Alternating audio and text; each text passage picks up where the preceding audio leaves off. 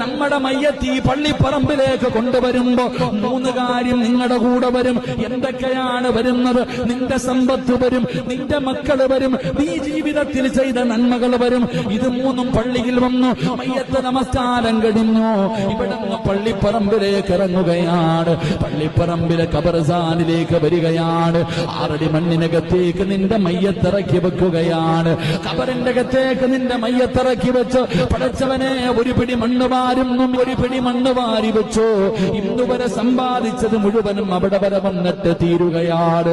അന്ന് പള്ളിപ്പറമ്പിൽ നിന്നെല്ലാവരും മടങ്ങിപ്പോകും. നിന്റെ മക്കള് പോകുമല്ലോ, സമ്പാദിച്ചു വെച്ച സമ്പാദ്യം തിരിച്ചു പോകുമല്ലോ.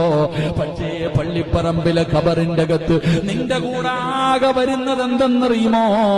നീ നിന്റെ ജീവിതത്തിൽ ചെയ്തു വെച്ച നന്മയാ. അതായേ കാണൂ. അതേ നിന്റെ പള്ളി